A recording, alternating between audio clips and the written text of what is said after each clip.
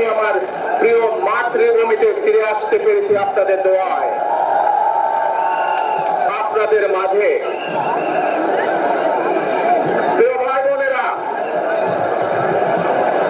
আমাদের এই প্রিয় মাতৃভূমি 1971 সালে লাখো শহীদের রক্তের বিনিময়ে অর্জিত হয়েছিল। একইভাবে 75-এ আবার 7ই নভেম্বর আধিপত্যবাদীদের হাত থেকে রক্ষার জন্য সেদিন সিপাহী জনতার বিপ্লবের মাধ্যমে আধিপত্যবাদের হাত থেকে দেশকে রক্ষা করা হয়েছিল।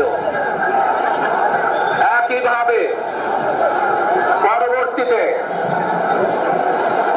নকল স্বৈরাচারের বিরুদ্ধে এদেশের জনগণ, এদেশের খেটে খাওয়া মানুষ তাদের গণতান্ত্রিক অধিকারকে ছিনিয়ে এনেছিল।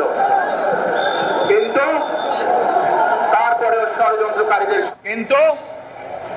তারপরেও ষড়যন্ত্রকারীদের ষড়যন্ত্র থেমে থাকেনি।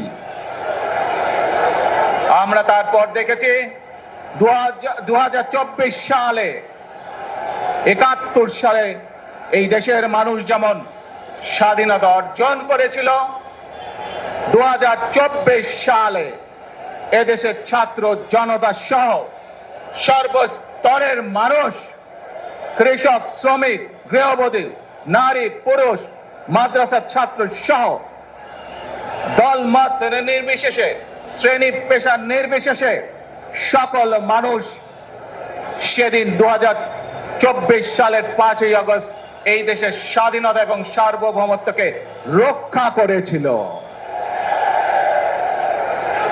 প্রিয় ভাই বোনেরা, আজ বাংলাদেশের মানুষ কথা বলার অধিকার ফিরে পেতে চায়। তারা তাদের গণতান্ত্রিক অধিকার ফিরে পেতে চায়। বাংলাদেশের মানুষ চায় তারা তাদের যোগ্যতা অনুযায়ী ন্যায্য অধিকার পাবে। প্রিয় ভাই বোনেরা, আজ আমাদের সময় এসেছে সকলে মিলে দেশ গড়ার। এই দেশে যেমন পাহাড়ের মানুষ আছে, এই দেশে একইভাবে সমতলের মানুষ আছে।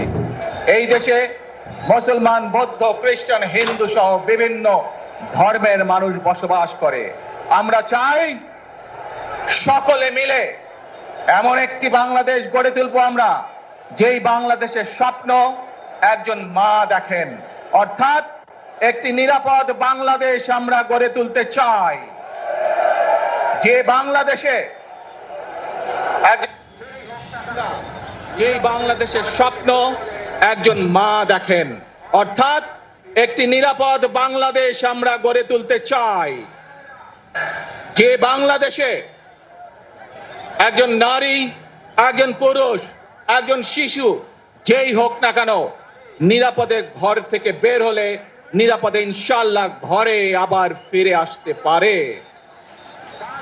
প্রিয় ভাই বোনেরা, এই দেশের জনসংখ্যার অর্ধেক নারী, 4 কোটিরও বেশি তরুণ প্রজন্মের সদস্য, 5 কোটির মতন শিশু, 40 লক্ষের মতন প্রতিবন্ধী মানুষ রয়েছেন, কয়েক কোটি কৃষক, শ্রমিক রয়েছেন। এই মানুষগুলোর একটি প্রত্যাশা আছে এই রাষ্ট্রের কাছে, এই মানুষগুলোর একটি আকাঙ্ক্ষা আছে এই দেশের কাছে। আজ আমরা সকলে যদি ঐক্যবদ্ধ হই, আজ আমরা যদি সকলে প্রতিজ্ঞাবদ্ধ হই, তাহলে আমরা এই লক্ষ কোটি মানুষের সেই প্রত্যাশাগুলো পূরণ করতে পারি ইনশাআল্লাহ। প্রিয় ভাই বোনেরা, 71 সালে আমাদের শহীদরা নিজের জীবন উৎসর্গ করেছিলেন এই রকম একটি বাংলাদেশ গঠনের জন্য। বিগত 15 বছর স্বৈরাচারের বিরুদ্ধে শত শত হাজারো গুম খুনের শিকার হয়েছে শুধু রাজনৈতিক দলের সদস্য নয়, নিরীহ মানুষের প্রতিবাদ করতে গিয়ে অত্যাচার নির্যাতনের শিকার হয়েছে, জীবন দিয়েছে। 2024 সাল মাত্র সেদিনের ঘটনা। কিভাবে আমরা দেখেছি আমাদের তরুণ প্রজন্মের সদস্যরা কিভাবে নিজের জীবন উৎসর্গ করেছে দেশের এই স্বাধীনতা এবং সার্বভৌমত্বকে রক্ষা করার জন্য। প্রিয় ভাই বোনেরা, কয়েকদিন আগে এই বাংলাদেশের 24-এর আন্দোলনের এক সাহসী প্রজন্মের এক সাহসী সদস্য ওসমান হাদিকে হত্যা করা হয়েছে। ওসমান হাদি শহীদ হয়েছে। প্রিয় ভাই বোনেরা, ওসমান হাদি চেয়েছিল এই দেশের মানুষের জন্য গণতন্ত্র প্রতিষ্ঠিত হোক, এই দেশের মানুষের গণতান্ত্রিক অধিকার প্রতিষ্ঠিত হোক, এই দেশের মানুষ তাদের গণতান্ত্রিক এবং অর্থনৈতিক অধিকার ফিরে পাক। আজ 24-এর আন্দোলনে যারা শহীদ হয়েছেন, ওসমান হাদি সহ 71-এ যারা শহীদ হয়েছেন, বিগত স্বৈরাচারের সময় বিভিন্নভাবে খুন গুমের শিকার হয়েছেন, এই মানুষগুলোর রক্তের ঋণ যদি শোধ করতে হয়, আসুন আমরা আমাদের সেই প্রত্যাশিত বাংলাদেশ গড়ে তুলব, যেখানে আমরা সকলে মিলে কাজ করব, যেখানে আমরা সকলে মিলে আমাদের প্রত্যাশিত বাংলাদেশকে গড়ে তুলব। প্রিয় ভাই বোনেরা, বিভিন্ন আধিপত্যবাদ শক্তির গুপ্তচরেরা বিভিন্নভাবে ষড়যন্ত্রে এখন লিপ্ত রয়েছে। আমাদেরকে ধৈর্যশীল হতে হবে, আমাদেরকে ধৈর্য ধারণ করতে হবে। বিশেষ করে তরুণ প্রজন্মের যে সদস্যরা আছেন, আপনারাই আগামী দিন দেশকে নেতৃত্ব দিবেন, দেশকে গড়ে তুলবেন। এই দায়িত্ব তরুণ প্রজন্মের সদস্যদেরকে আজ গ্রহণ করতে হবে, যাতে করে এই দেশকে আমরা সুন্দরভাবে গড়ে তুলতে পারি।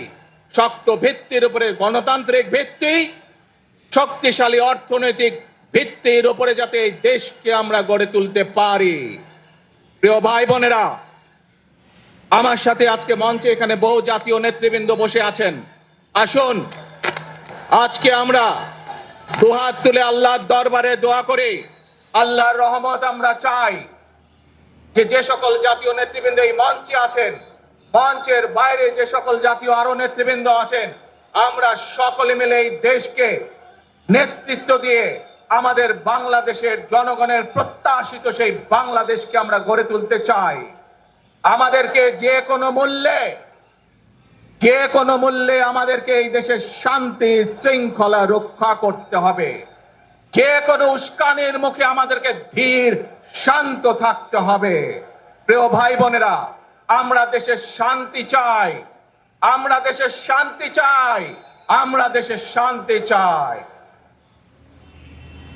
প্রিয় ভাই বোনেরা, মার্টিন লুথার কিং নাম শুনেছেন না আপনারা? নাম শুনেছেন তো আপনারা?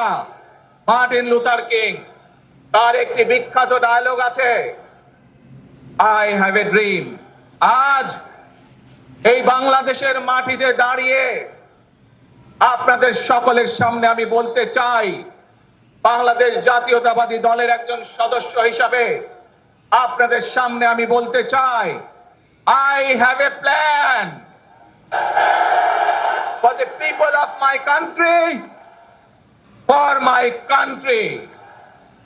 আজ এই পরিকল্পনা দেশের মানুষের স্বার্থে, দেশের উন্নয়নের জন্য, দেশের মানুষের ভাগ্যের পরিবর্তনের জন্য যদি সেই প্ল্যান, সেই কার্যক্রম, সেই পরিকল্পনাকে বাস্তবায়ন করতে হয়, প্রিয় ভাই বোনেরা, এই জনসমুদ্রে যত মানুষ উপস্থিত আছেন, এই সারা বাংলাদেশে গণতন্ত্রের শক্তি যত মানুষ উপস্থিত আছেন, প্রত্যেকটি মানুষের সহযোগিতা আমার লাগবে।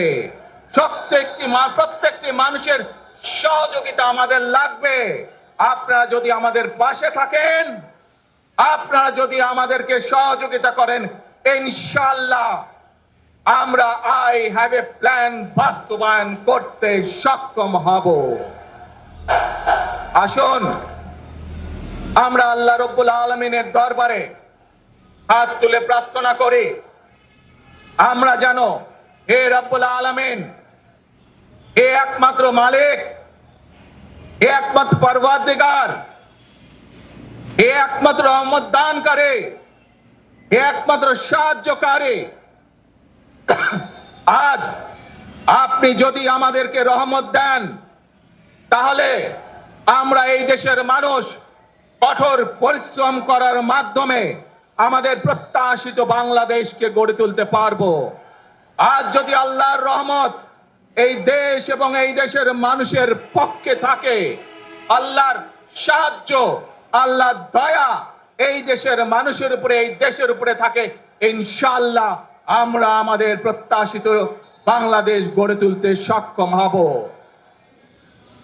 প্রিয় ভাই বোনেরা, আজ আসুন আমরা সকলে মিলে প্রতিজ্ঞা করি, আমরা সকলে মিলে প্রতিজ্ঞা করি যে ইনশাআল্লাহ আগামী দিনে দেশ পরিচালনার দায়িত্বে যারা আসবে, আমরা সকলে নবী করিম সাল্লাল্লাহু আলাইহি সাল্লামের যে ন্যায়পরায়ণতা, সেই ন্যায়পরায়ণতার আলোকে আমরা দেশ পরিচালনার সর্বোচ্চ চেষ্টা করব। প্রিয় ভাই বোনেরা, আজ আপনারা জানেন এখান থেকে আমি আমার মা দেশনেত্রী খালেদা জিয়ার কাছে যাব। একটি মানুষ, যে মানুষটি এই দেশের মাটি, এই দেশের মানুষকে নিজের জীবনের থেকেও বেশি ভালোবেসেছেন, তার সাথে কি হয়েছে আপনারা প্রত্যেকটি মানুষ সে সম্পর্কে অবগত আছেন। সন্তান হিসাবে আপনাদের কাছে আমি চাইবো, আজ আল্লাহর দরবারে আপনারা দোয়া করবেন যাতে আল্লাহ ওনাকে তৌফিক দেন, উনি যাতে সুস্থ হতে পারেন। প্রিয় ভাই বোনেরা, সন্তান হিসাবে আমার মন আমার মায়ের বিছানার পাশে পড়ে আছে সেই হাসপাতালের ঘরে, কিন্তু সেই মানুষটি যাদের জন্য জীবনকে উৎসর্গ করেছে, অর্থাৎ আপনারা এই মানুষগুলোকে, যাদের জন্য দেশনেত্রী খালেদা জিয়া জীবন উৎসর্গ করেছেন নিজের জীবন, সেই মানুষগুলোকে আমি কোনোভাবেই ফেলে যেতে পারি না। এবং সেজন্যই আজ হাসপাতালে যাবার আগে আপনাদের প্রতি সহ টেলিভিশনগুলোর মাধ্যমে যারা সমগ্র বাংলাদেশে আমাকে দেখছেন, আপনাদের সকলের কাছে কৃতজ্ঞতা প্রকাশ করার জন্য আজ আমি এখানে দাঁড়িয়েছি আপনাদের সামনে। প্রিয় ভাই বোনেরা, আসুন আমাদেরকে আজকে নিশ্চিত করতে হবে, আমরা যে ধর্মের মানুষ হই, আমরা যে শ্রেণীর মানুষ হই, আমরা যে দলেরই রাজনৈতিক দলের সদস্য হই অথবা একজন নির্দলীয় ব্যক্তি হই, আমাদেরকে নিশ্চিত করতে হবে যে কোনো মূল্যে আমরা আমাদের এই দেশের শান্তি শৃঙ্খলাকে ধরে রাখতে হবে। যে কোনো মূল্যে যে কোনো বিশৃঙ্খলাকে পরিত্যাগ করতে হবে। যে কোনো মূল্যে আমাদেরকে নিশ্চিত করতে হবে যাতে মানুষ নিরাপদ থাকতে পারে।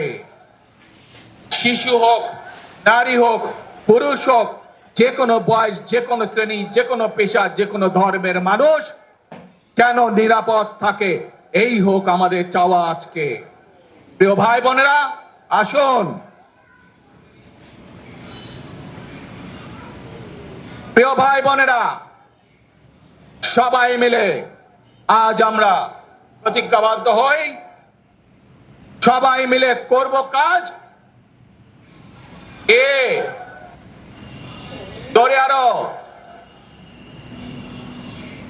সবাই মিলে করব কাজ, আমাদের বাংলাদেশ। ইনশাআল্লাহ আপনাদের সকলের কাছে দোয়া আছে, আবারও সকলকে যে কোনো মূল্যে দেশে শান্তি শৃঙ্খলা রক্ষার আহ্বান জানিয়ে যে কোনো বিশৃঙ্খলাকে পরিহার করে ধৈর্যের সাথে মোকাবেলা করার আহ্বান জানিয়ে আমার বক্তব্য শেষ করছি। আবারও আপনাদের কাছে কৃতজ্ঞতা প্রকাশ করছি আজকে আমাকে এইভাবে বরণ করে নেওয়ার জন্য। আল্লাহ হাফেজ। বাংলাদেশ জিন্দাবাদ। বাংলাদেশ জাতীয়তাবাদী দল জিন্দাবাদ। আসসালামু আলাইকুম।